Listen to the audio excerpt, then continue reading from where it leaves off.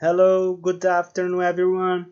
My name is Bruno Santos, and I'm a master's student in the course of Electronic Business in Polytechnic of Porto. And now I would like to introduce you to the article Contributions of Neuromarketing to Design, and the guidance of Agostinho de Souza Pinto and Cristina Costa Lobo. Let's start talking about complexity when analyze the human brain. How to develop more effective products and communications. How to analyze the subcontrasts. And the main reflection is, how can neuromarketing studies contribute to better consumer experience? In this slide, we are going talking about the stimuli. According to Kendall and Diaz, pay attention to something, it's a big effort. The growing number of products in supermarkets is not a new, just as the diversity of devices we relate to just increase. In short, all of these provide many distractions, and the question is, how to draw consumer attention? And now, it's time to talk about consumer behavior and design. According to Jordan, the place is divided into four types.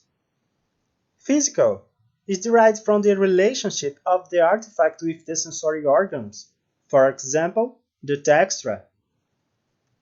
Social are the interactions between different people provided by the artifact. Psychological are associated with people's emotion and cognitive reaction to the artifact. Ideological are associated with the aesthetic and the ethical values of a given culture, generation, or individual. In this part, we're talking about marketing. In the past, the biggest consensus was with gains in the production and scale, forgetting the consumer. As a result, the products were very similar. According to Chevy and Smith, marketing recognized in the 50s the importance of being closer to consumer. And now, I would like to show you an interesting case of Johnson & Johnson with band-aids in various shades. So why? Because we are singular.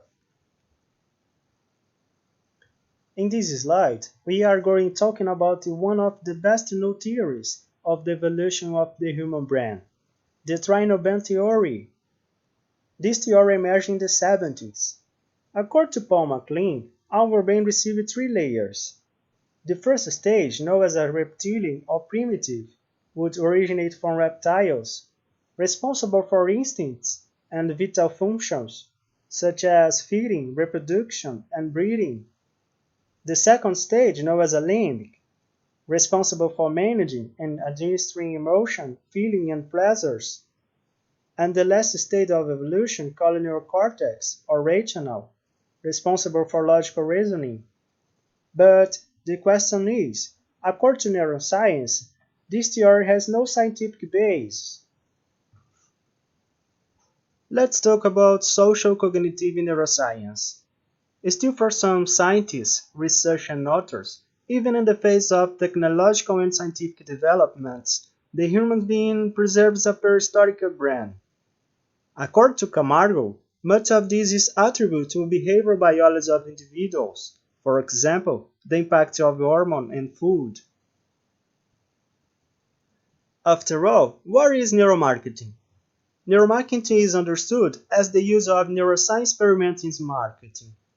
The purpose is to obtain new ideas for the development of products that can be more appropriate to the needs and desires of consumers. Neuromarketing has been widely used to develop more attractive products and with available more suited to the people's need. Methodologies applied to neuromarketing. These are the 9 methodologies applied by the Forbes Institute. I chose 3 to comment on them. Eye tracking. It's allowed to calculate the salience, visualization, and engagement ends. Reaction time. Review the degree of association between the chosen attributes and the evaluated stimuli.